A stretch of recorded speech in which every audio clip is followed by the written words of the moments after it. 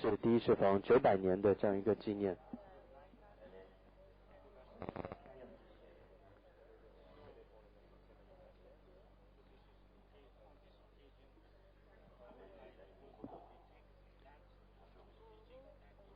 所以他的教法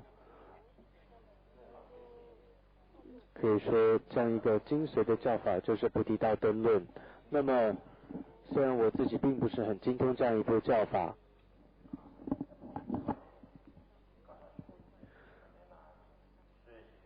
但是由于过去有这样的一个嘎当跟大手印的传承，为了不让这样的一个传承失落，因此呢，我希望恢复这样的传承，弘扬这样的传承，因此呢，讲授这样一个菩提道灯论。所以如果我在讲授的时候有任何的错误，有任何的误解或者是扭曲，那么在这里我先祈求大家的宽恕跟安忍。或者如果我的一些内容反而让各位有生烦恼的话，希望我的教法不要成为各位升起烦恼一个因。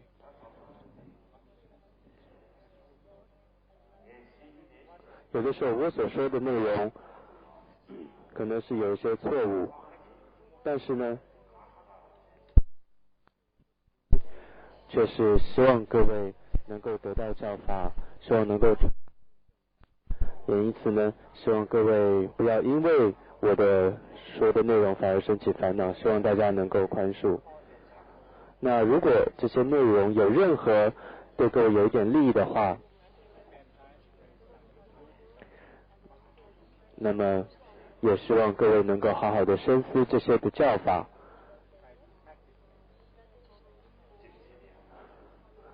然后法友互相之间，然后都要跟大家分享这样的一个内容，希望大家都能够享受到受用到这一次的法喜跟法教。那么在今天最主要我要说的是对象呢，是喜马拉雅地区的大众。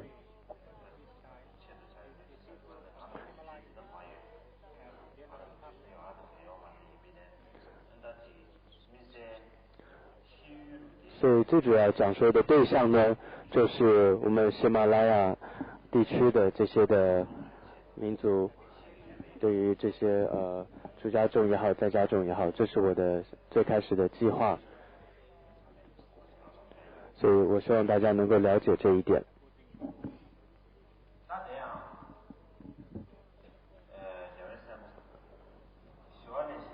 在吉天菩萨曾说，暇满人生难得的这个船，我们现在得到了，如果不去好好的使用它而浪费的话呢，那实在是太可惜的一件事。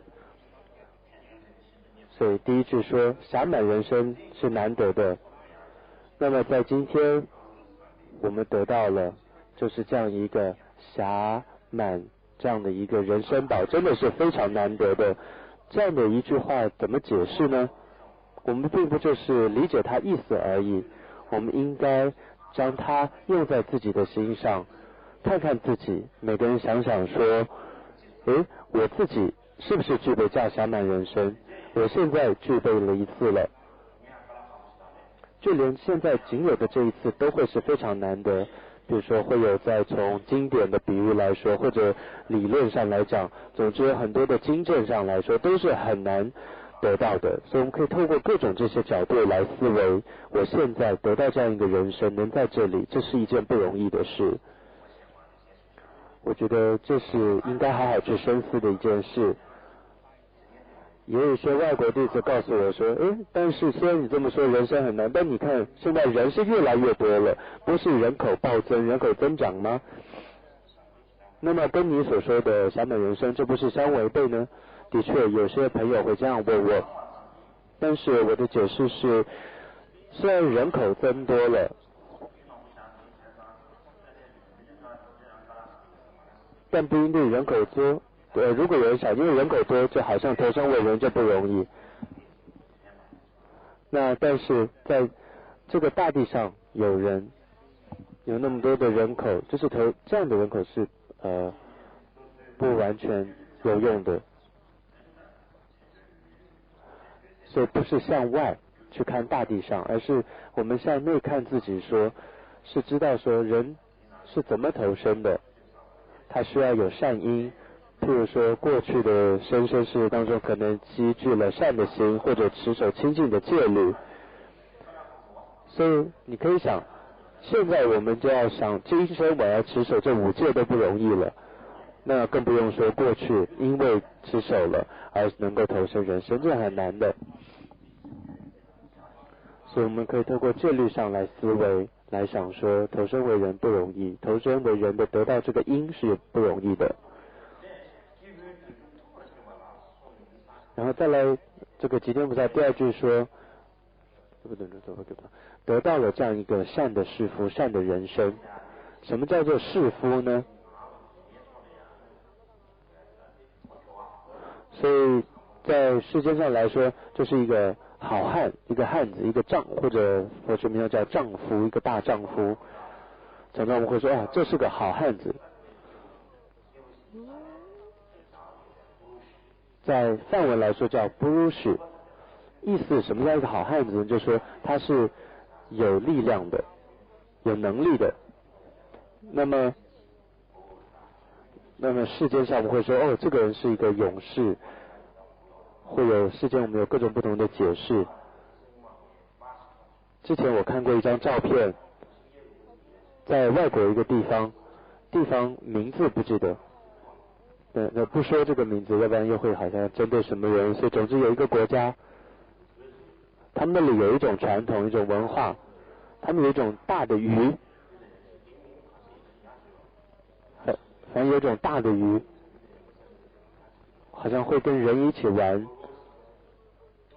，dolphin， 好像是应该是说海豚，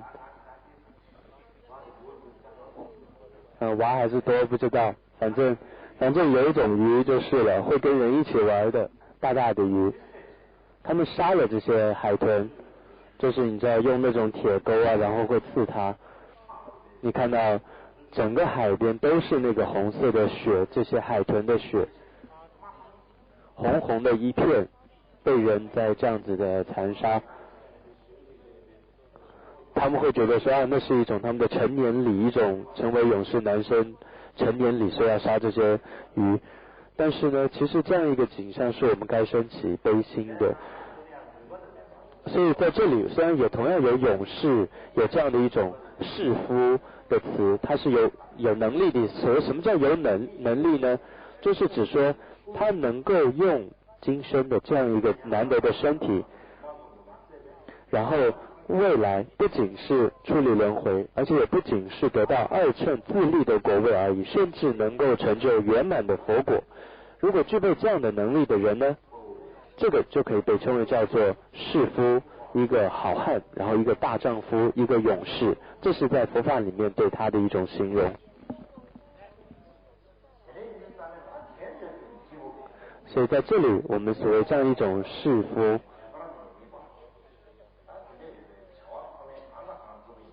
总之他无论做任何的事情，他都有能力。如果具备这样的一种难得的人生，那么你要认识到这个就是这种人生它具备这样的一种能力。所以如果你不认识这样的一种人生的话，那么这就好像你入宝山空手而回是一样的。所以接着呢，吉天菩萨再说，他说，这个太阳越来越大了。之前我们的那个布置呢，好像都考虑到了其他人的作为，都好像忘了我自己忘了我自己这个要有伞，要不然我就变成那个比哈尔省真正当地的人了。大家如果问你说，问我说我哪来，我可能要回答说我是比哈尔省当地人了。那这个很好，有一把伞。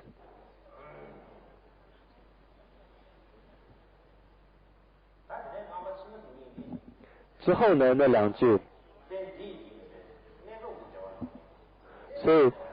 总之，这个人生有了之后，不只是得到一些暂时的快乐。什么叫暂时的快乐？就是今生你知道，像得到一些名声啊、好的吃的啊、穿的、住的等等，不只是这样子而已，而是你真正能够具备是究竟的快乐。是什么叫究竟快乐？就是一种成佛自利利他的快乐。所以如果你不认识到原来现在具备的人生有这样的力量的话，那么之后想要再得到这样的人生真的是很困难的了。所以呢，我们现在可以想一想，有时候先不用想太多，有时候就是静下来好好想，我现在得到这样一个人生都已经不容易了，更尤其是呢，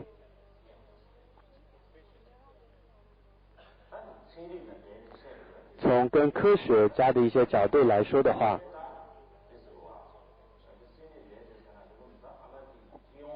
或者我们说现代的一种说法来讲，每个人都有一种具有善恶判别的一种这种道德观，一种智慧的，就是至少他知道什么是善，什么是恶，也就是说对自己什么是有利的，对自己什么是有弊的。我们每个人都具备这样的一种天生的一种能力的，但是呢，虽然有这样的一种能力，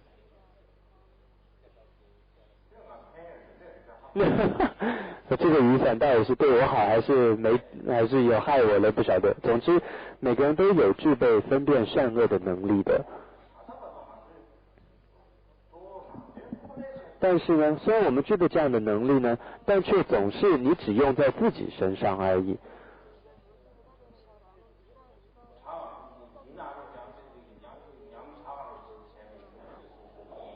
或者当然有的人在能力强一点的呢，好，他对自己家庭好一些，照顾到一些亲人，用在自己的亲人身上，那朋友身上，只有这样而已。但是换个角度来讲，我们如果只为了自己，你看看为了自己，多少众生因为我们而受到了伤害。如果譬如说，如果我们有食用这个众生的肉的时候，譬如说鱼啊、鸡啊、牛啊、猪啊等等的话，你看为了自己的口腹之欲，是多少众生需要受到这样的一种伤害或者是杀害。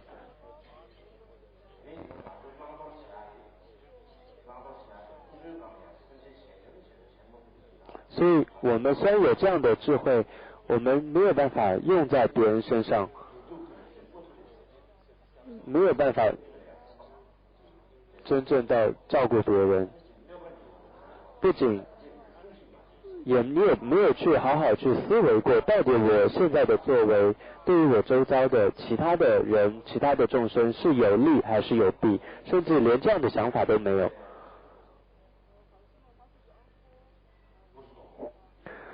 所以我们的心很多时候是很封闭住的。但是如果说我们把这种利弊善恶的心呢，将它扩大，不仅是自己了，也不仅是自己的家人。那当然，如果说用佛法说尽虚空遍法界，那可能也太多了，那一下子讲太大了。其实有的时候佛教徒也会变成这样，就是一切众生吧，尽虚空反正先这么说了就好了，之后再看是谁好了。可能会有这么说，所以先不讲那么大，我们就先从我们周遭生活在同一个地球上，我们这一些的人或者的众生，你可以慢慢的扩大去思维，我现在的作为对他们有利还是有弊，慢慢扩大自己，这样开始做了之后，你慢慢才会知道说，你才真正让自己本具的这种智慧对得它让它有了作用了，要不然实在是可惜了。就像是你只得到了一个好的人生，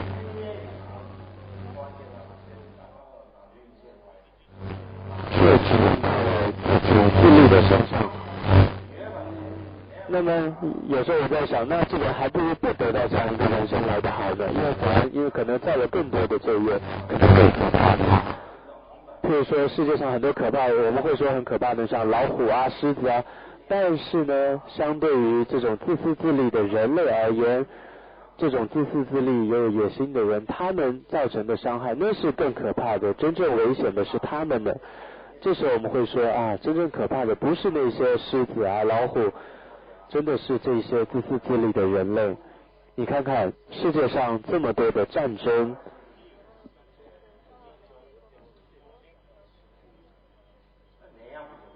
或者各种的疾病、各种的灾荒，或者我们说四大不调的这种灾难，到底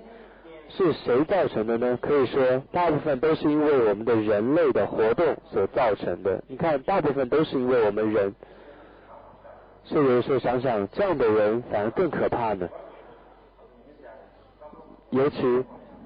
我们说人是有这种智慧的，你有这种思辨的能力，但是如果将它带往坏的方向的时候，那么真正是对整个地球，对地球上每一个生命都会造成很大的伤害。所以现在我们静下来，回到我们自身为人的这样一种责任的时候，来好好想一想，我们现在到底应该做的是什么？不仅在只想自己，要更利益别人。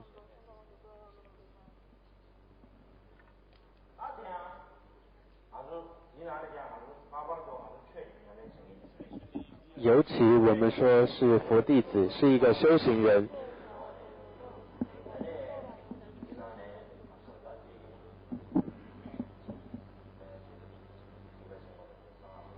或者我们说有大乘的行者、密乘的行者，我们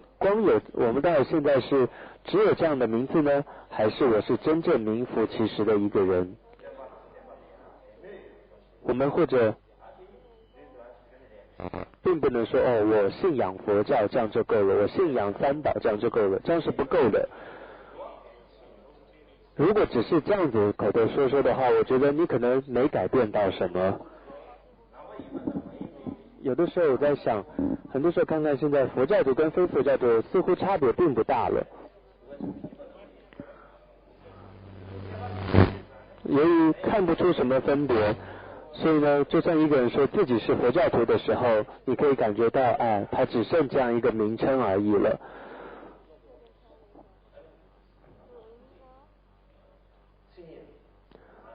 他并没有真正名副其实了。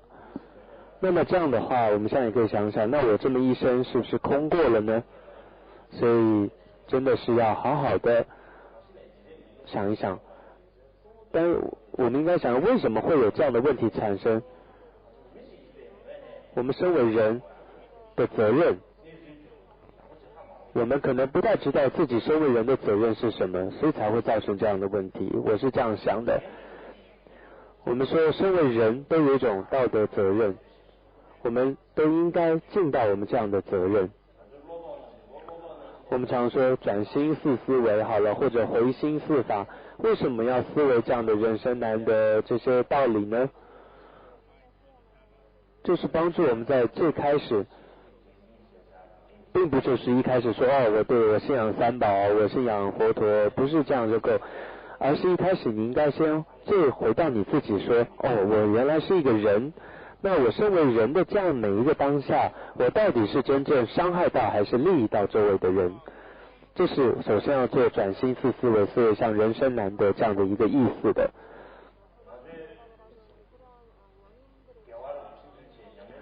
有时候看看我们虽然造了一点善，修了一点行，但是有的时候觉得好像没什么进展。为什么会这样呢？最主要就是因为对于人生难得刚刚这样一个吉天菩萨的祭文，我们没有好好去思维它，或者说没有真正继续深入去思维它，所以会有这样的问题的。所以呢，我在想，我希望最少各位每天都要念这样一个人生难得句子，至少要5次，不只是念5次而已。你应该要好好的去思维它，每一个句子随文入观的去思维。那么你才能够真的做到如同佛法当中所说的要利一切众生，这样你才能够真正做得到的，你才能够真正成为这里所形容的一种勇士，一种士夫。要不然你会觉得你好像不知道根本该怎么去想，要不然一下就说我要利一切众生，我要成就金刚持的果位，但是却连根本的作为人的这个都没有的时候，那是空空的，那是没有的。所以这是我们必须要思维的。所以最开始我们现在身为一个人，同时又是一个佛教徒，所以所谓佛教徒也是你因为成为人才能够成为一个佛教徒。所以首先，所以我们要成为一个有一个好的善心的一个人，好心的一个人，善心的一个人，那么有了这个基础，才有可能慢慢往上的去修持。如果没有这个基础就说其他，那有时候也会很奇怪的。接着呢，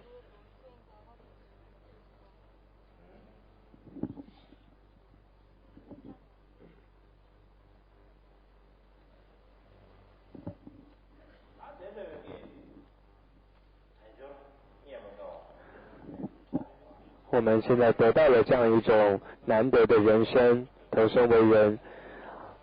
接着我们就想刚刚所说的，我们现在是不是只用在了今生的名声呢、财务上呢？如果仅是这样的话，那这样你并没有真正有力的用到你的人生。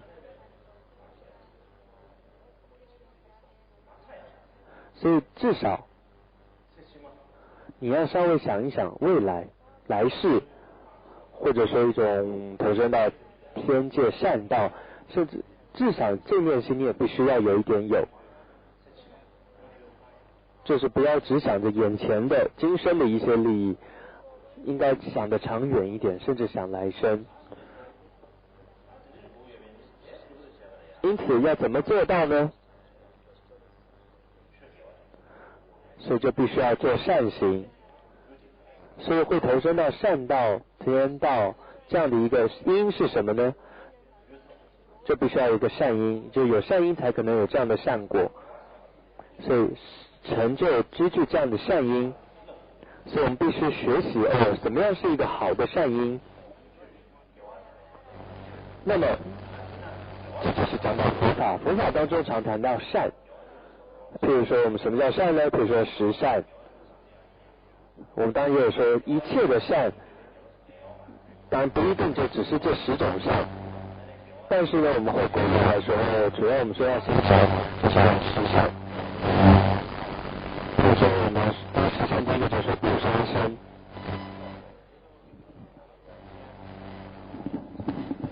比如说我们这就放在十善当中第一个，就是说你不要刻意的去做杀生的事情。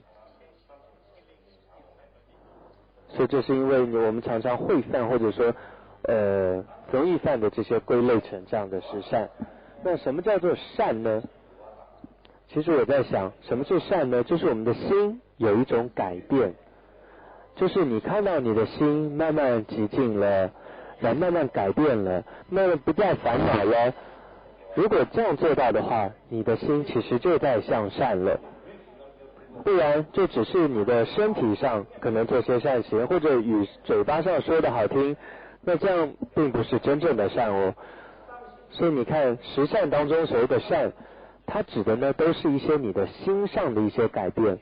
就是比如说不杀生的时候，最主要是你真正你心上你也没有这种杀的念头，所以就是说你心上的一种改变。因此我们对于善要好好的想一想了。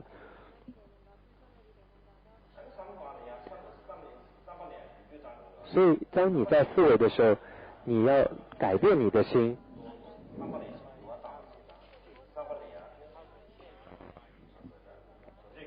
就是好像你会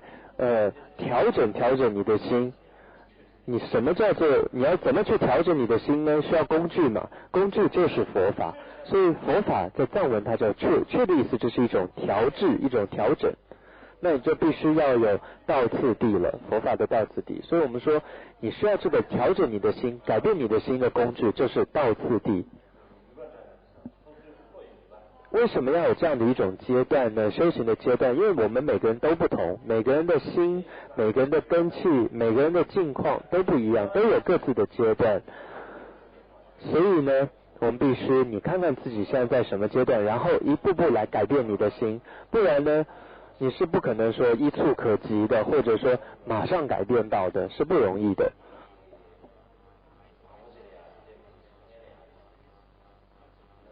所以你看，我们每一个修行人最开始就是首先你可能还没有真正入道，或者说就是你还不了解这样一个修行道的时候，就有的人就直接修到密乘去了。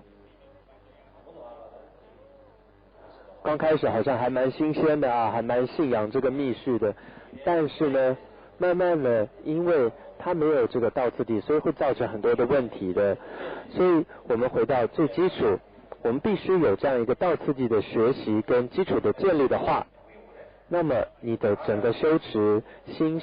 的修持都会很顺利。那么呢，尤其你对于密乘很多的仪轨，还有甚至接着你的礼拜，甚至是绕塔念诵任何一句，才能够真正用上功。不然的话，只是口上念念或者身体绕绕塔，你却没有道次第的一种认识的话呢，那你是不，这就只是一种行为上了。这里形容这好像是一种在模仿，你好像在模仿什么人一样了，这并不是真正的佛法。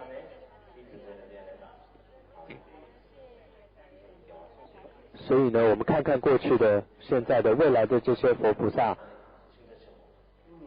或者还有过去印度的这些大师们，龙树、无着，这些无量的祖师们传承下来的，还有像是阿底峡尊者，还有在藏地的等等这些的大师们，他们的这些心意教法的精髓是什么呢？就是变成了这样一个道次第，可以说就是这一次的菩提道，就是这个菩提道次第的这样一个灯论。在比伽玛拉希拉这样一个寺院的一些智者，有这样一种习惯，就是为了象征这个论点它的一个法源的清净，它的源流的是清净的，所以在最开始每一部论点呢都会有提到说，第一个呢就会让我们透过了解源流要升起信心。所以首先我们要对于这个论要升起信心，怎么升起信心呢？就是要对于作者他的功德要有一些认识，就是这个阿底峡尊者你要认识他。那么这位阿底峡尊者呢，现在来讲他出生的地方就是邦嘎拉，就在印度的方向邦嘎拉这样一个地方，也说不清楚去地具体在哪里，总之在邦嘎里，在印度。在萨霍，他是出生为王族，然后他也圆满学习了各种世间的这些学问，同时呢，也具备一切的这些各种的智慧。那尤其他在这些行持当中，最具备对我们最有恩的就是他来到了藏地，来到了西藏，然后呢传播了佛法，而让这个西藏的教法兴盛，尤其呢传下了这一部这个菩提道灯论，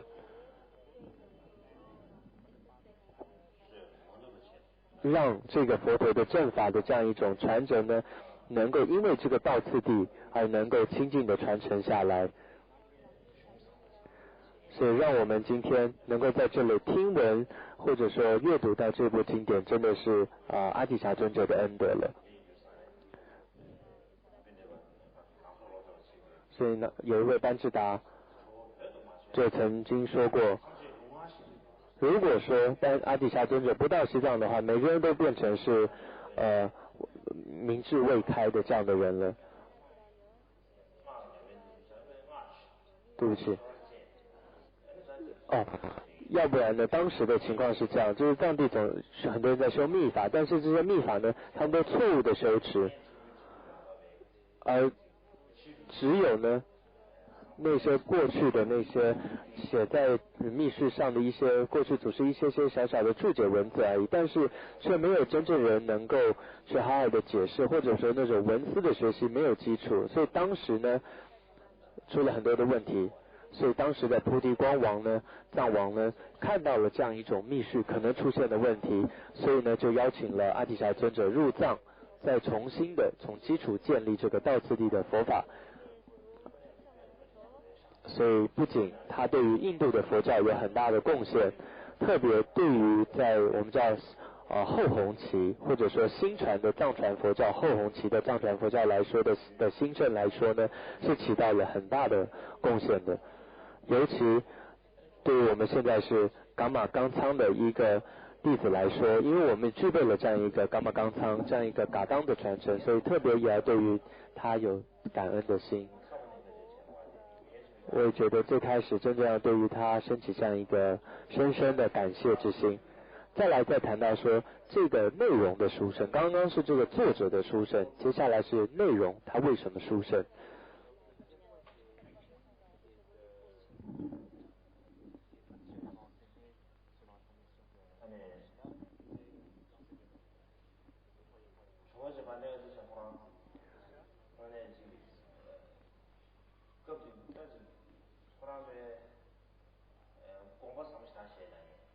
这位阿底峡尊者呢，他是一位心量开阔的，他没有这种偏私之心的这样一位大师，所以当时他在布扎玛来西亚这位学院，当时就具备了佛教的四座部，而全部呢都尊敬他，全部的僧人都尊敬这位大师。而同样呢，阿底峡尊者到了西藏之后，总敦巴大师也曾说，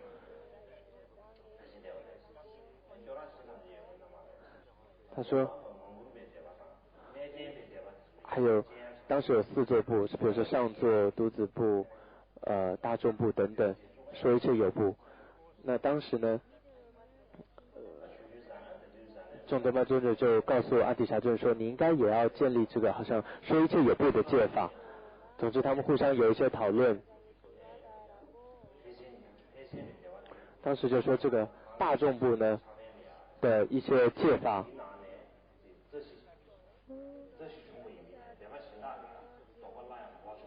像是说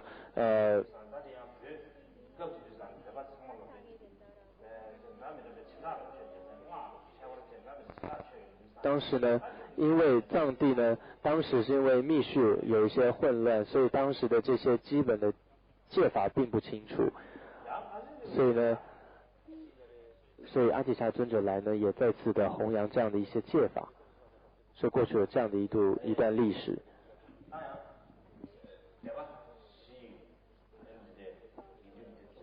那同时也说，会有人说啊。也跟阿底峡尊者说啊，如果你在藏地同时建立这样四部的戒法的话，互相会有混乱，然后会不好的。但是呢，阿底峡尊者回答说，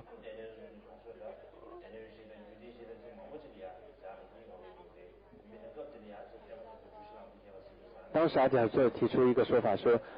需要就要具备这样四部的四座的这样的一种的这样一个情况，他也说不要有这样的分别，比如说不要有什么四序的这样的分别，或者这样的一种偏私之分。总之呢，看到说过去这一段历史，你看到说阿底峡尊者他总是心量是很宽阔的，他不会局限在某一个教派，他同时都能够包容容纳每一个教派。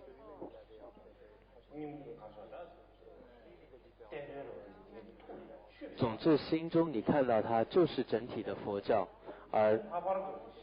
做这些所有事情。尤其我们说无着跟龙树这两大传承，我们会常说中观跟唯识，或者也有说菩提心戒，这方面有两个不同传承，也有一些辩论。但是呢，总之阿底峡尊者也将这两个传承的菩提心戒呢，当中的学处也好呢，也互相的有这样的一种没有违背的，能够同时修持这样的菩提心戒法。总之，你会看到在这个道灯论当中也会有这样的提到。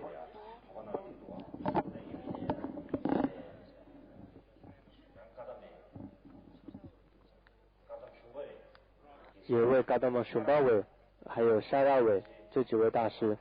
都说菩提道灯论呢，都会引用自这个菩提道灯论南释，会提到说这个菩提道灯论当中也有提到这个菩提心戒的两大传承菩提心戒，它就有提到是不违背的，都会引用到这部论。还有一些噶当派的大师也都会引用菩提道灯论当中的一些内容。总之宗喀巴大师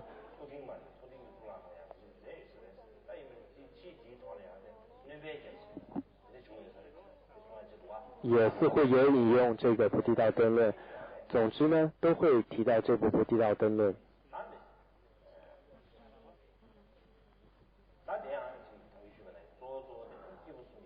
总之回到刚刚最主要提到，这里面圆满告诉我们三种人或者说三种士夫他修持的一种方法。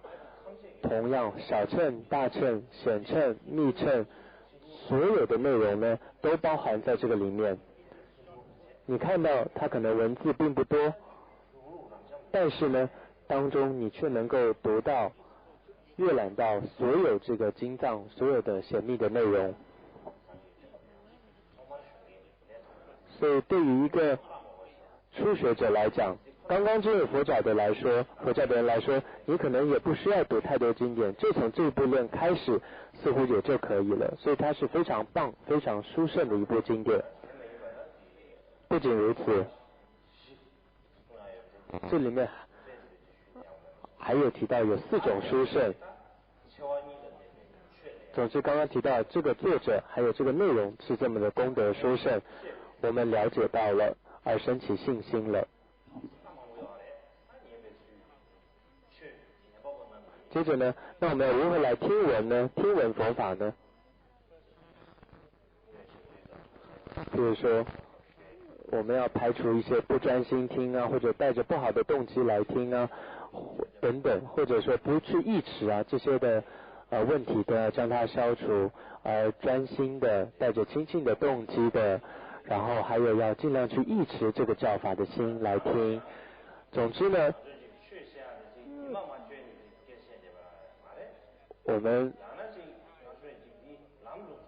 我们说法听课并不是变成一种传统因为有这样的活动非得安排一个说法讲课，反正有没有人听也没关系，反正就得说，并不是这样的一种心，它并不是一个形式。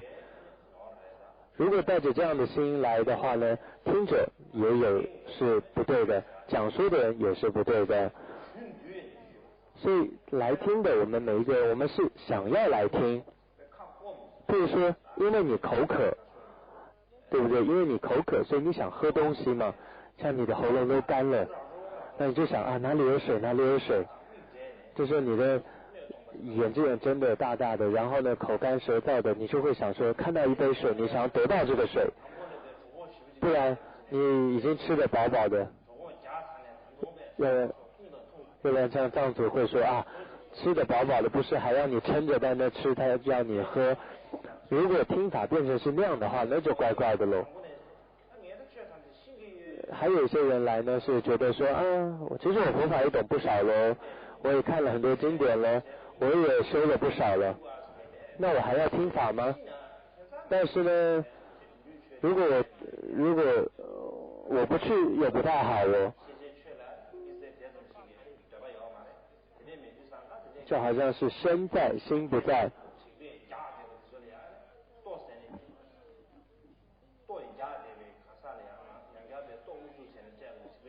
这时候就好像硬要给他吃东西了，就好像他并不饿还坐在这，他就偏偏要给他吃东西，那这就怪怪了。总之呢，像多珠谦仁波切曾说，这个说法者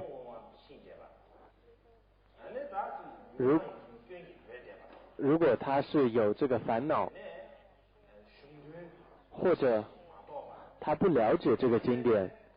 就是有一些问题，比如说不带清净的动机，或者不说法，那更不用说一些实修了。如果这样一位讲法者是这样，但是呢，他的法教是佛陀所说的法，也是过去的这些祖师大德们的法，他可能只是口上念念，这个内容是无垢的，是珍贵的，那你还是可以听他的这些内容，还是对你会有用的。所以就算这个说法者他不够，或者说他有这些问题，但是因为就算有一个小孩子，就好像一个童言小孩子所说的话，有的时候他也会有一些深意的，你并不能说就不要他说。所以这个多祖谦大师曾经就这样做过一个比喻。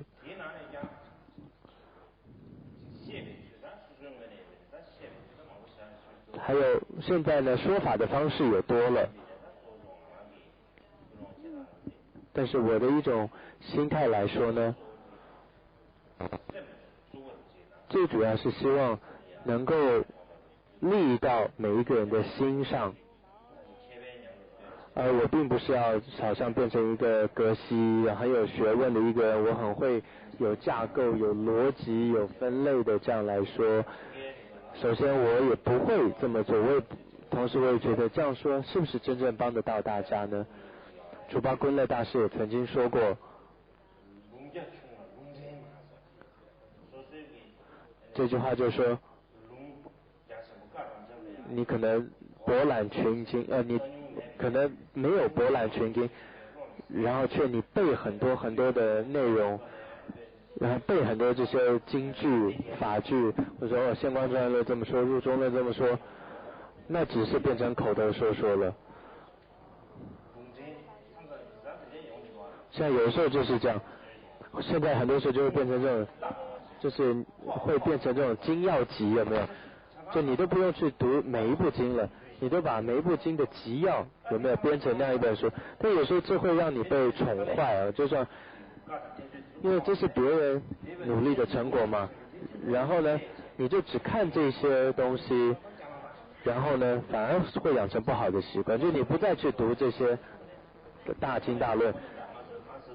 以前在这个有一次讨论会上的时候，我们会上准备，我们说从这部经从这部论里面这么说的，会议上也这样好像比较容易就给了别人嘛，这样整理这些资料。但是呢，由于对方他并没有真正看这部经的前文后文，只看到一些主要的经句，所以反而会有一些误解。所以总之呢，我也没时间那么怎么是去引经据典，所以我也没时间，我也没花那么多时间去看，所以我可能课程中无法引那么多的经句，或者我觉得引那么多经句可能也没什么用。总之呢，是我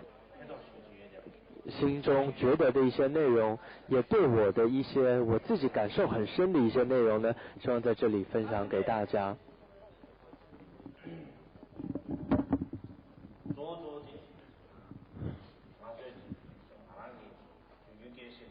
平时呢，我跟大家分享的时候呢，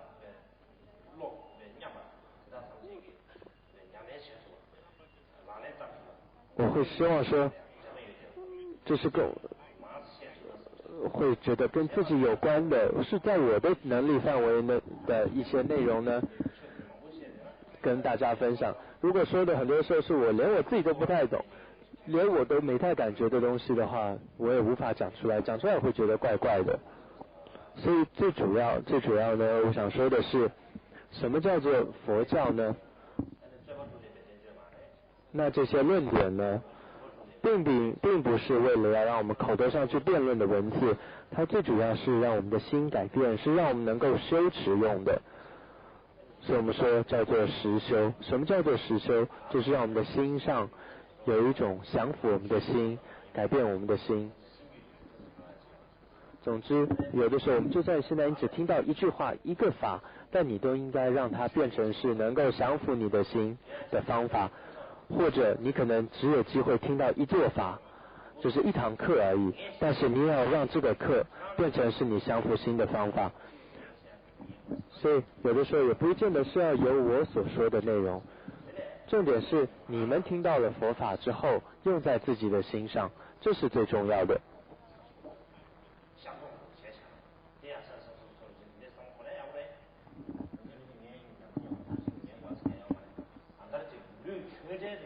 总之说，当现在我们身体坐在这了，我们不要再散乱了，我们尽量的专心把握这个机会来听闻。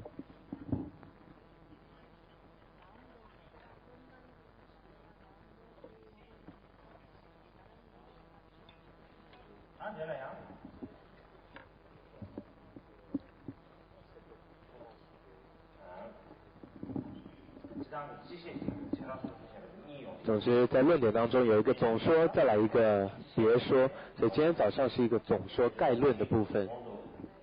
所以刚刚之前说了一些内容了，说了什么呢？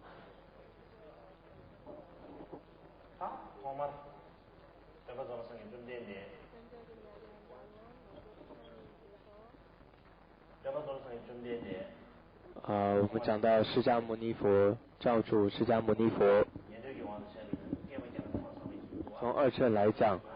他们是几千节的时间积至尊，以大乘来说呢是积至了3大阿僧祇劫。总之呢，我们看到释迦牟尼佛2500年前诞生在印度，然后在我们现在这个圣地成道了，成就正等正觉了。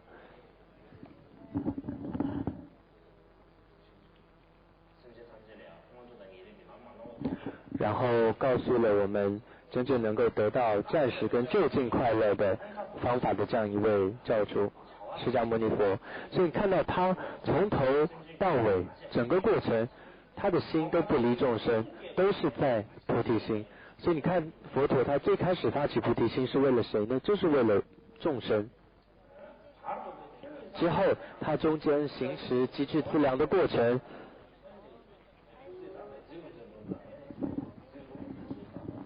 哇，这个雨伞越来越大了。我说的内容不见得越来越好，但是雨伞越来越大了。这个雨伞大概只能盖到他自己，可能盖不到我。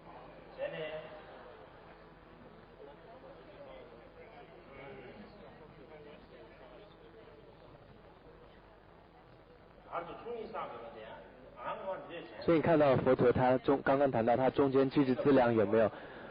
我当时有这样一段想法，我以前怎么想的呢？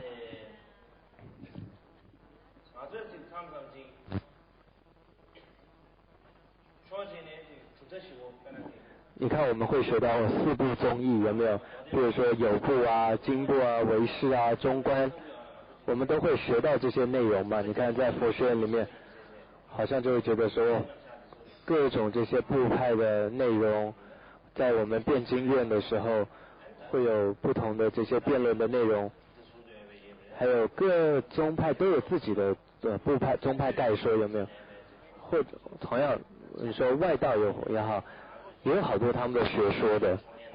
或者你看到很多我们佛教里面宗派里面也会提到一些别的外道的一些内容。总之呢，我们都会学到这些内容，但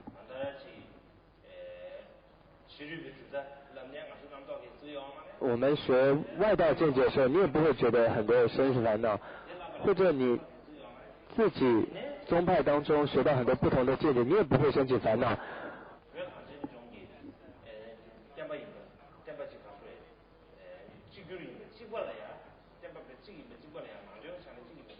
所以像我们藏传来说，有的时候却看到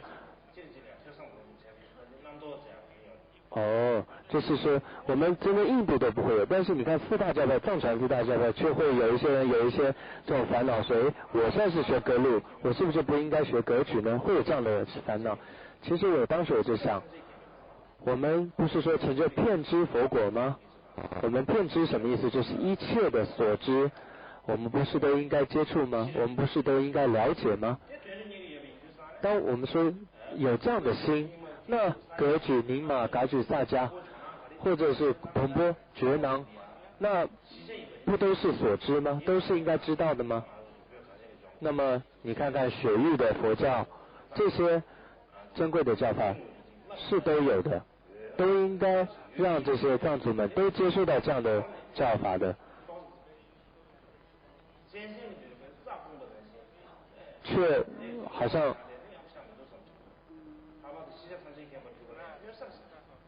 就是如果不珍惜这些教法的，那是很可惜的。尤其你看到佛陀积聚三大阿僧祇劫的过去菩萨道师，他是为了要帮助一切尽虚空一切众生，所以他必须怎么说，要经历那么多长的时间积聚资粮，是为了要帮助那么多的人。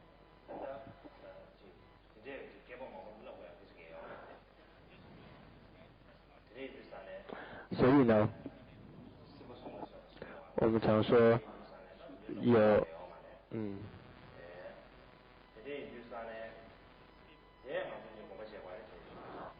就是我们要想，最后你看到佛陀最后刚刚说开始中间过程嘛，然后最后成就佛道嘛。过去的一些噶当派大师说呢，我们现在的轮回只是暂时的轮回，是小小的轮回，佛陀的轮回是一个大的轮回，是一种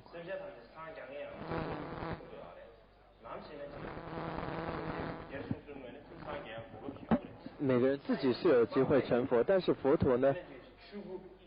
他的法身，他都住在他的法身的寂静当中，他没有这样的时间，所以他总是在这个不断的以色身变换来帮助众生。所以呢，这个佛陀呢，他没有办法只住在寂静边当中，他总是不是只住在自己的寂静涅槃而已，他总是变换各种的色身来帮助众生。譬如说，对于清净的众生视线是报身，然后对于一般的众生呢，视线的是这种色身，或者的话视线化身。总之呢，化身也是无量的，就是为了在利益众生。我平时呢也在说，佛陀的办公室是哪里？这是轮回哦，他的 office。所以你看到佛陀的办公室就是轮回，他在这里面在办公的。所以你可以看到佛陀他最开始到过程到最后他成佛，他都是为了众生，他都没有忘记众生。所以最后当他成佛之后，他所说的法，这一切的教法也都是帮助众生的。就算他没有想着要帮助众生，没有刻意那么去想，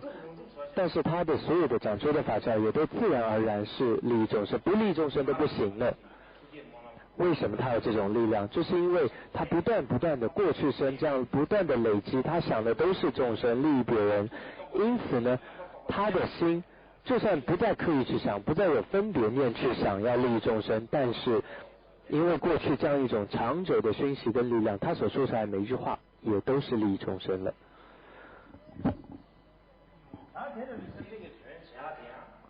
所以讲到利益众生，利益众生有两种利益，一种是暂时，一种是就近的利益众生。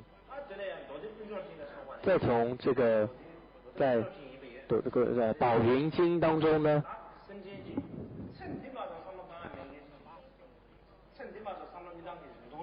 如果有的人只想到今生，那么一个菩萨就会帮助他得到他今生的利，告诉他得到今生利的方法。所以一个菩萨他的心真的很开阔的，你看他总不会想到自己。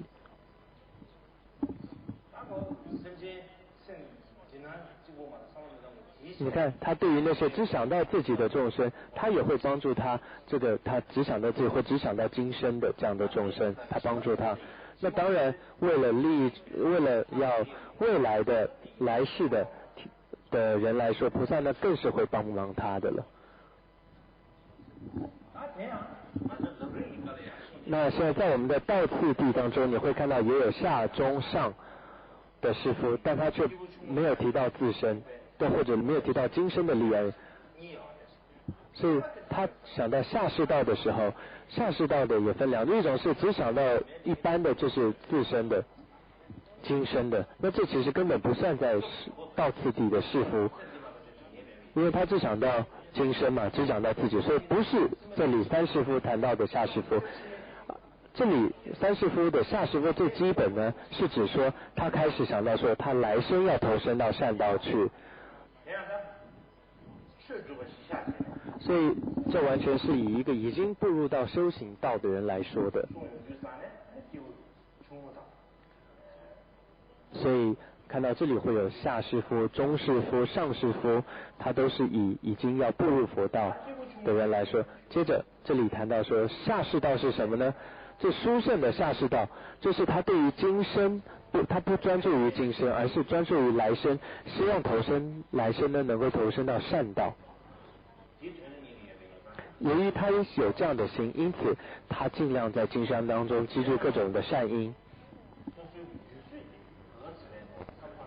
所以其实再回到自己了，你可以想想我们现在的心在怎么想。在过去一位格西敦巴韦他曾说，佛法没有深浅，是我们的心有深浅，在于我们是怎么去思维的。当我们的心理解够强够深，那么就能理解深的法。要不然我们会觉得好像是提到大圆满啊、大手印啊，就会觉得哇好深好深的法，好像那些小的法你就不尊重它，并没有的，佛法没有深浅。或者搞完杨根的大师也曾经说，所谓的殊胜的法，我们都只喜欢那些殊胜的法，都喜欢那些大空的、圆满的或者无的空性的这种殊胜的教法。但是呢，仅仅是佛法是大圆满没用，这个人要大圆满才有用啊。这个圆满大圆满它本来就大圆满的，这个法本身，我们这个法并不会因为我们的解释而让这个大圆满更加的圆满，或者因为我们的错误理解而让这个大圆满变得不好，不会的。重点是哪里呢？是我们的心，我们的心因为这个大圆满的法，它有没有改变？如果我们的心能够受到大圆满这个教法的改变，那么这个法它对我们才是有用的。要不然仅仅是大圆满的法是没用的。我觉得当时这位杨根满大师说的还真是对啊。所以平时呢，我们说密乘啊、大乘啊，我们心都是不闭着眼都去修这些法，你都不会想说我到底够不够资格修持这个密乘法。当然或者说大乘法，当然每个人都会成佛，那当然你都能够被允许修持这些法，但是并不是说你不准，但是你必须要看看你自己基础够不够，你准备好没有，这是我要说的意思。我并不是说你不能修密乘法，不能修大乘法，我并不是这个意思，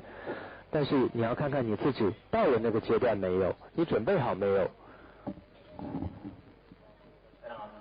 举个例子来讲吧，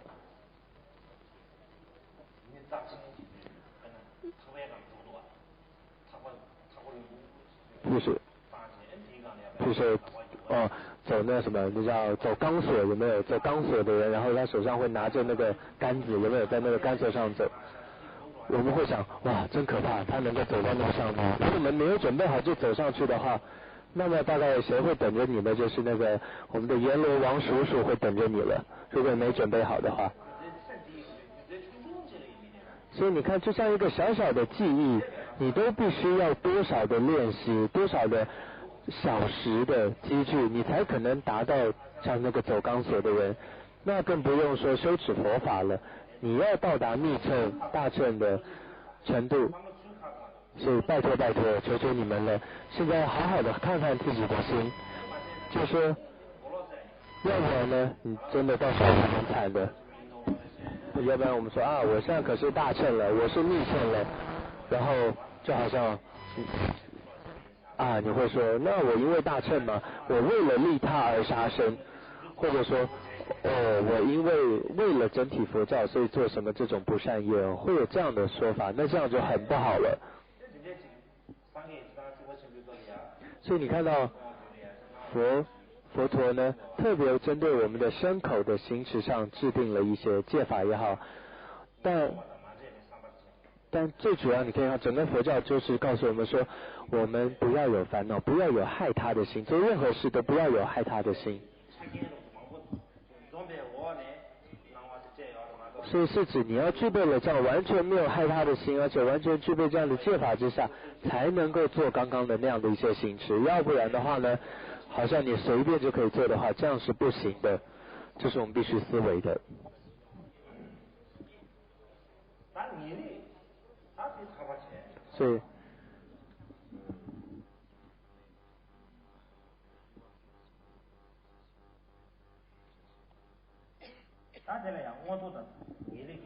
所以刚刚有提到说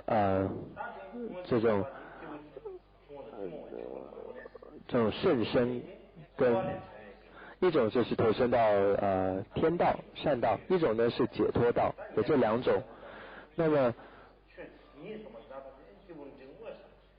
所以接着呢，二乘的这些修法就是从中士夫开始了，因为他们是已经步入到这个叫做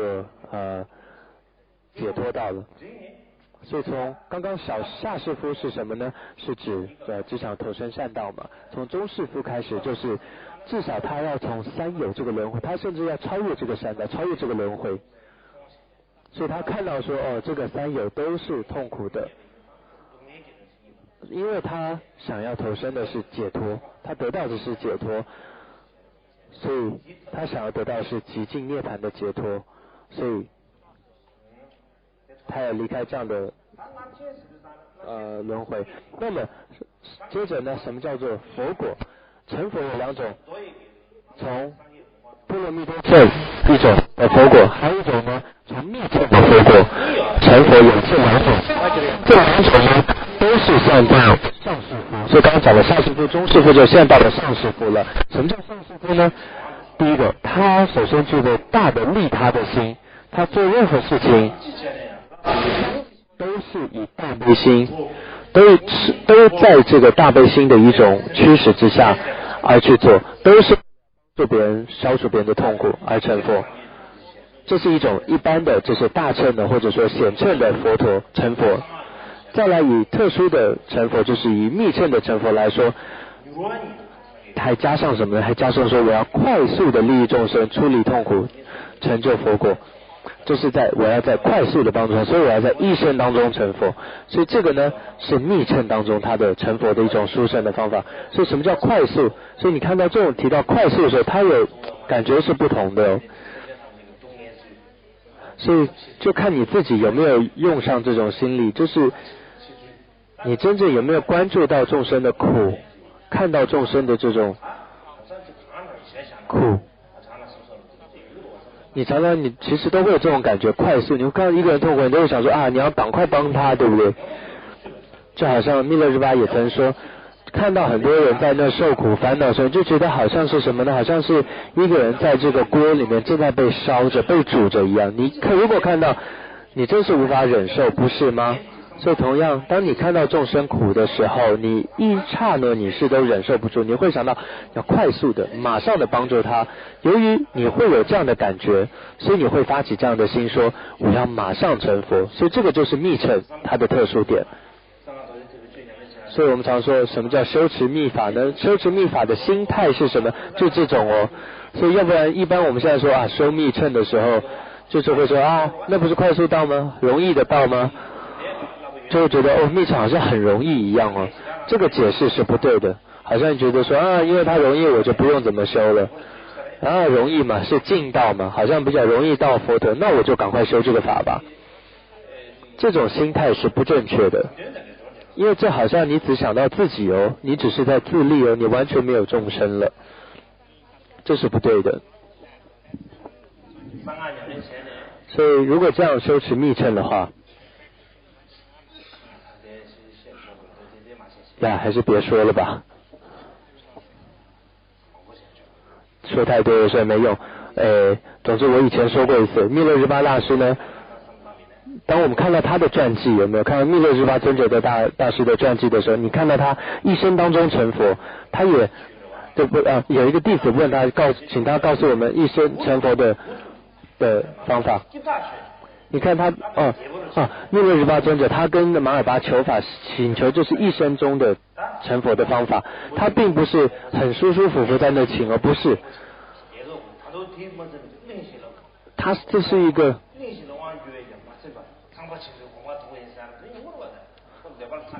很多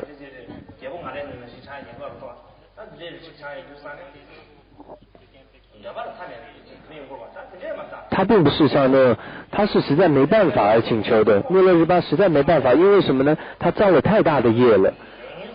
他太大的罪业了，杀了30多个人。他知道说完了，他来世一定到地狱了，所以他没办法了，所以他祈求说：拜托马尔巴大师啊，你告诉我一个一生中成佛的方法，不然的话我实在没办法了，我一定要在今生当中成佛，请您告诉我一个最直接的方法，能够成就圆满佛国的方法。所以你看他并不像一般人的，你可以想我们现在的想法是什么呢？我们现在常觉得听法很容易，总是要大的大圆满大神，要大的，或者要像是一个好像要学到越来越有钱，或者越来越有成就，越来越有能力，好像变得像一个国王一个领袖一般，这是你学法的动机是那样是不对的。同样讲回到我们学法要有一种大悲心，我们现在说大悲心是一切的根本，我们会说一切诸佛菩萨的根本都是在这个大悲心，所以你看在最开始的赞文也是赞颂这个大悲心。那当然说总之呢，对于我们整个修道的前中后，或者整个大乘，为什么他殊胜？为什么我们说大乘了不起？他了不起就在于说他有大悲心嘛，要不然大乘他为什么能够承担那么多的东西呢？就是因为有大悲心，他有了大悲心，他能够成为一个大的乘，他能够有大的承担，能够承担很多的责任，就是因为这个悲心。什么叫做大乘呢？他并不具备，所以小乘他只是承担起自己的力量自力而已。我们常说比如说羊跟大象来区分小乘跟大乘，比如说羊呢牛跟象，对不对？牛呢只能够承担一些小的东西，但是像大象一般的大乘，它能够承担是更多的。不然我们常说，我们现在有时候也不看看自己到底有没有这样的承担心，却在外面只说他只是小乘他是大乘，这样是没有用的。或者说只是纸条上写标签上说这是小乘大乘也是没用，或者你干脆盖个章在你脸上说我是大乘，那这样也没用的。所以是要看看自己说我现在的心有没有这样的承担力，我的承担力到了多大。你如果有这种利益更多人利益众生的人的心的话，有力量的话，就算你没那个标签，没有大乘的标签，你也是大乘行者了。所以这时候不用是称大家的人，你被称为叫一个殊胜乘或者一个国王乘也都可以。不然的话你没这样的大悲心，你就算有国王乘，就算有殊胜乘，各种最尊贵的名字你也没用的。因此我希望的就是任何佛法都是你把你的心朝向你的内在去想，看看你的承担。所以为什么说大乘它能够那么庄严那么殊胜呢？就是因为大悲心。什么叫大悲心呢？就是因为他看到了众生他的一种苦，所以他有这样的一种承担力，要利益众生。而这种大悲心并不是你坐在那拜托嗡班扎萨的，然后开始念一些咒然后是有一些法器演奏，你悲心就来了，不会这样就来了的。什么叫做一种悲心呢？是指平时的生活中的你都该去想的，就是你周围你都会看到受苦的人嘛。什么叫痛苦的人呢？到底远近在哪里呢？你看看布迪嘎亚好了，你看到这么多的穷人，这么多伸着手跟你要钱的人，这么多没有衣服穿没有东西吃的人，你看看他们，在他们自身来讲，很多苦，有的时候我们在，其实对我们来说，这还是个好，怎么说一个机会呢？对不对？因为这就是你升起悲心的机会，不是吗？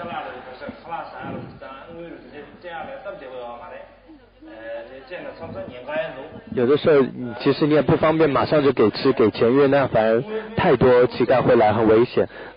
那个当下，你可以想，你可能没有办法马上给什么东西，因为情况不允许嘛。但是呢，你的心很重要，你是带着什么心态在看他们？你是不是有一念祝愿他们说远离这样的痛苦，成就圆满佛果的心呢？所以你看看生活当中，你可以从各个角度、各种情况，你去升起你的悲心。像在现观庄严对不起，经庄严当中也说，你从听到一个声音，就可以升起一个悲心。这个我倒有些感觉，你可以从各种的声音升起悲心。什么叫做真正的声音呢？就是烦恼的声音，我执的声音，这是真正的一种声音。抱歉，不是声音，这是敌人。对不起，这敌人。就说这些烦恼，什么是真正的敌人呢？就是你的烦恼跟这种我执，你不会永远不会把，所以你永远不会给他们机会的。所以你。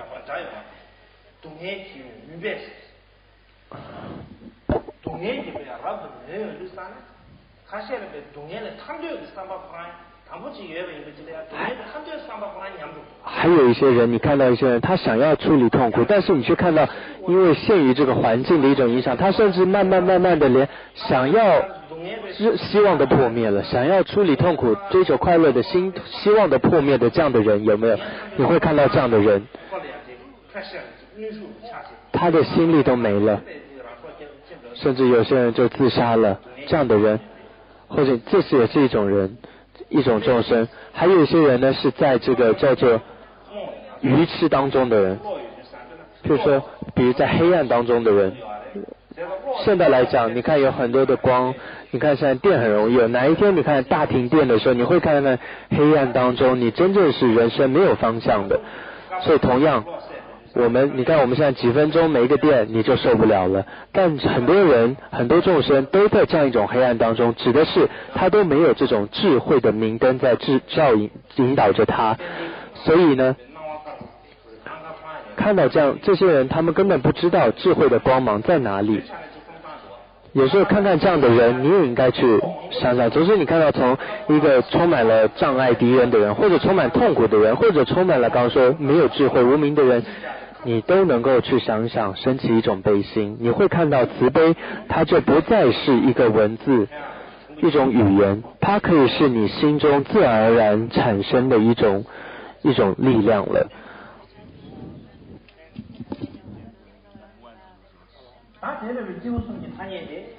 讲回来，刚刚这里就是下士夫、中士夫跟上士夫。那这样的士夫，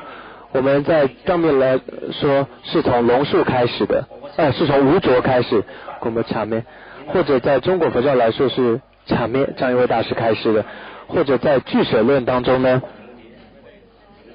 或者也有说最开始在俱舍论当中也有提到，或者说还有在那个就是士夫这个名称上三士夫的分别。那么再来呢，上士夫当中也有一种说法，上士夫也包含了下跟中士夫的。为什么这么说呢？因为下跟中士夫呢是上士夫，也就是大乘行者的一个前行，所以是被包含在里面的。当然我们说有渐修跟顿修，有这样不同的行者。比如说顿修的人就是说所谓的顿修的人就马上证悟呢，也并不是说不需要这些准备的。什么叫做顿修的人呢？是指他在今生当中，他依靠了这位上师，比如说一位上师告诉他一个口诀，他不需要一步一步去修，他并不需要这样，而是在一刹那得到上师的指引的时候，他就了解，这种叫做顿修的人。或者我们一般的人的话，就是必须小乘大乘之前慢慢这样学嘛。所以我们在座，我们大部分可以来说，当然我也不能这样说，这样也说也不好，搞不好在座也有顿修的呢。总之一般来说呢，我们都是得按照渐修的次第，就是小乘、下士夫、中士夫、上士夫这样的道次第来修是比较好的。所以总的我要说的是，什么叫做大小乘的差别，取决于我们的心量的大小。只想到自己，还有再来一个是利他。想要利益自己，又有一种是只想到今生，第二种是想到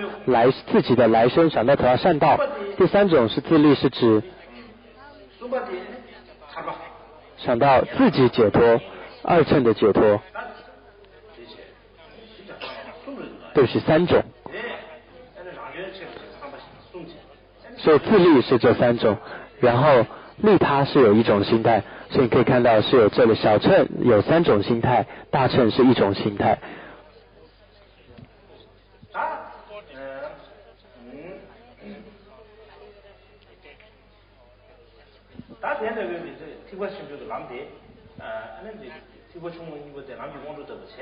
所以呢，下士、中士可以说是上士夫的第一个前行。那么接着讲到上士夫大乘来说，它主要的内容是什么呢？所以首先我们说心要准备好嘛，要修心，所以修心就是透过转心思思维，刚刚说人生难得啊，所以无常这些前行要准备好，然后慢慢你才开始发心。那么发菩提心的时候，就按照入菩萨行论里面说，曾经说呢，当一个人一升起菩提心的那一当下呢，那么你就成为了菩萨，你就得到了菩萨这样一个名号了。同样在你那当下，你就成为一个大乘的行者了。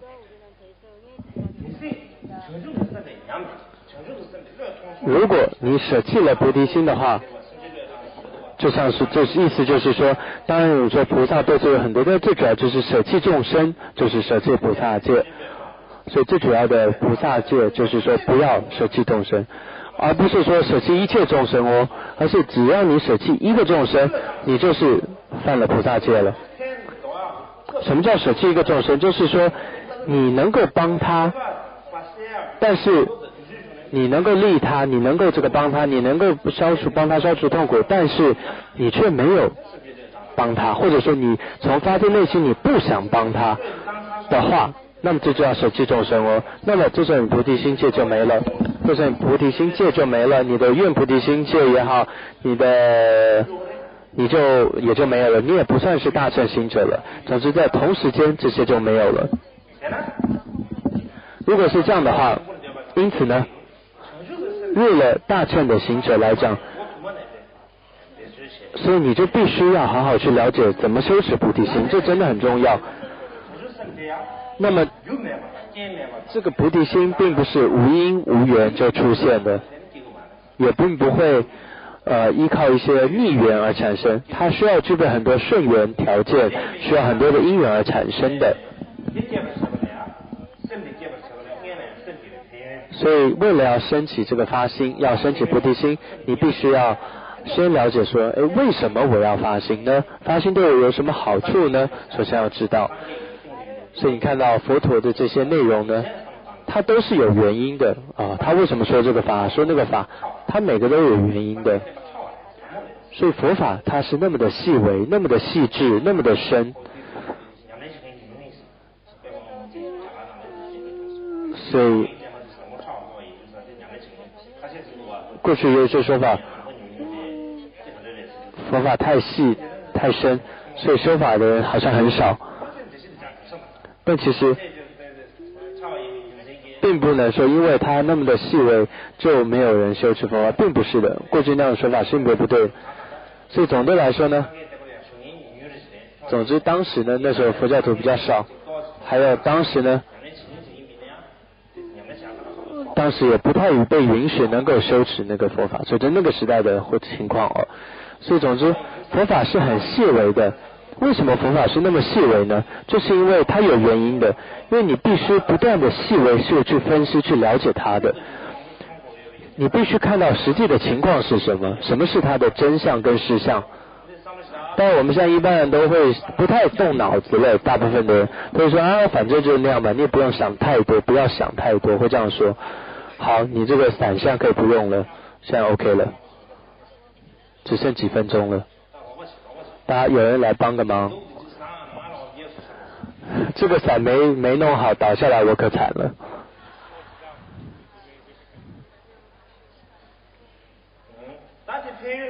所以我们要思维发心的利益是什么？所以它有暂时跟就近的利益。首先，暂时的利益升起菩提心是指你不会再落入恶道。对不起，太阳又出来了。好，还那个伞不用拿了，不用拿了。现在我要跟这个太阳竞赛，看谁厉害。其实呢，我小时候在西藏，我可是天天日晒的。我当时医生就说，最近医生说你这个维他命 B 不够，你要多晒太阳。那现在刚好了，哇，这个太阳好感恩你啊，让我有维他命 B。所以发了心之后呢，那么当你只要发起菩提心，那么你过去造了恶业、投身恶道的这些因呢，都会被清净。为什么我们说除恶业有4种力量嘛？记不记得？其中4种力当中，一个就叫依止力，依止力就是说一种发菩提心的力量。所以对于一个具备菩提心的一个行者来说呢，那么他就能够透过这种力量消除他们的这种过去所造的恶业，所以这个是升起菩提心的利益。还有呢，还有最就近来讲的利益呢，就是能够成就圆满的佛果。所以只要你具备菩提心，你就能够容易的成就佛果。所以在这里就近跟暂时的一种利益呢，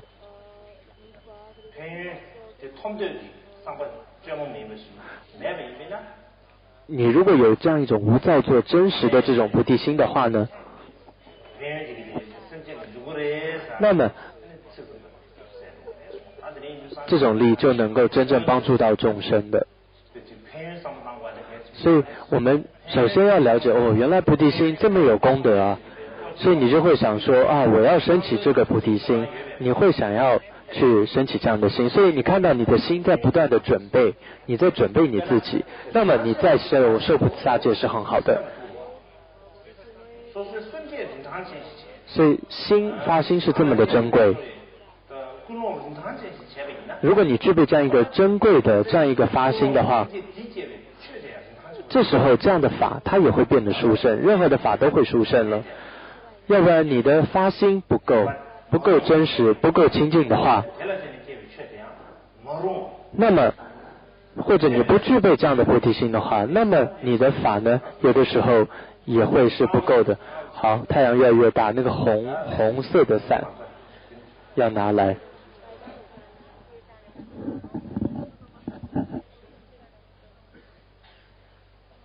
大家呢，现在这个身体，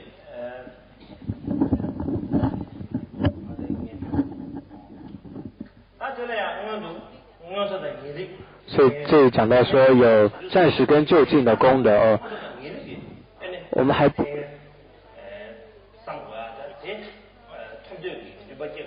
或者我们也先想想善道跟解脱的功德，这也是有用的。当你对于怎么样叫做善道，怎么样叫做能够得到解脱，那你就会知道说如果有菩提心，我能够得到这样，因此你对升起菩提心也会升起一种信心。因此你思维了之后呢，那么你就会有想要升起菩提心的心了。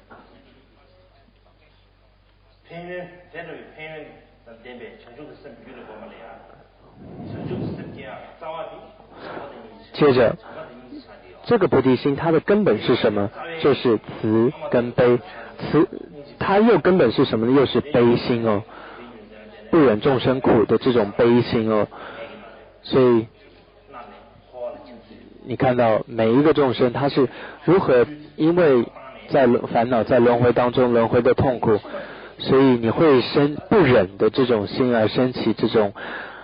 实在很难忍的心，譬如说甚至都哭泣了，甚至都汗毛直竖，你会，总之是这次形容是说你是有一种很强烈的感受，你有了这样的一种悲心，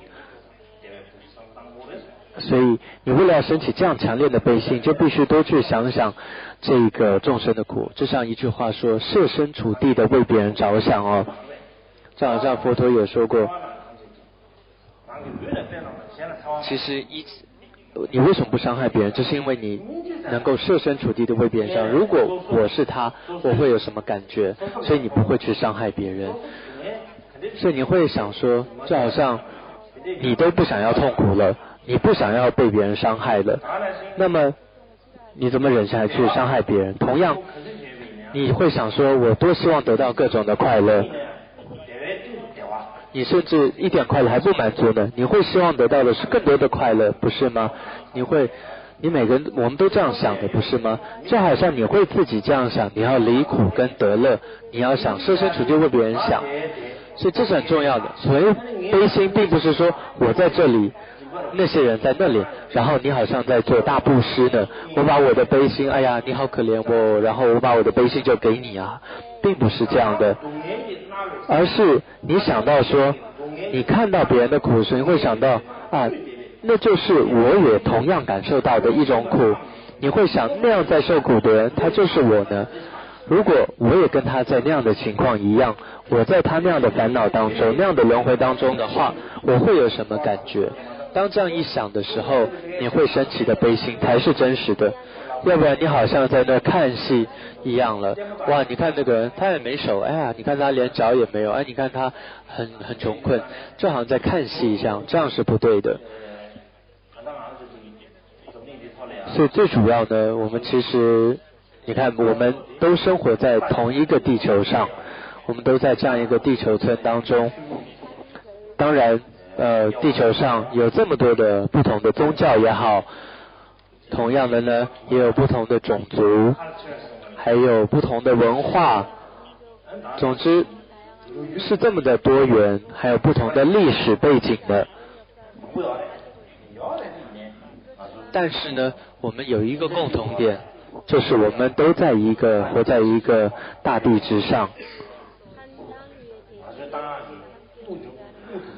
我们现在正呼吸着这样这些空气，这些氧气，这些 oxygen， 我们透过了自然界，我们共同在享用着，我们共同活在这样一个大的家庭当中，不是吗？我们也在感受着同样的苦，感受着同样的乐，可以说都在这样子的同甘共苦当中。我们真的是一个家庭当中的人。所以这样像我们会发愿说，得到快乐的时候，你就想众生都应该得到快乐，然后自己离开痛苦的时候，就好像当你如果面对痛苦的时候，我们一起来面对吧。然后同样你快乐的时候，也并不说我自己快乐就好了，你是应该要想说每一个众生都得到快乐。我希望大家都有这样的心，这是很重要的。我过去曾经有一个念头可能跟各位也分享过了。曾经我这里有一些阿富汗的一些朋友来看我，阿富汗的朋友。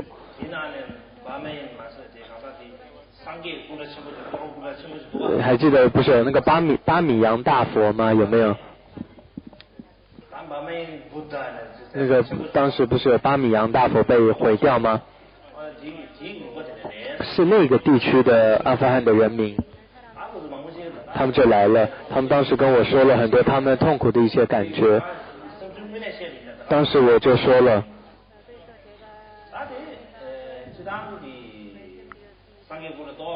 我说呢，的确佛像被毁了。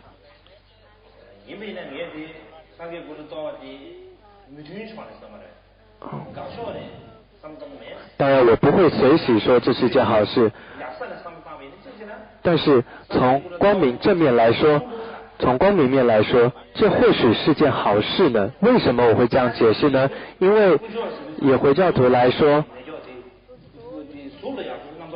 他们会觉得一个神是没有像，他们不崇拜一个像的。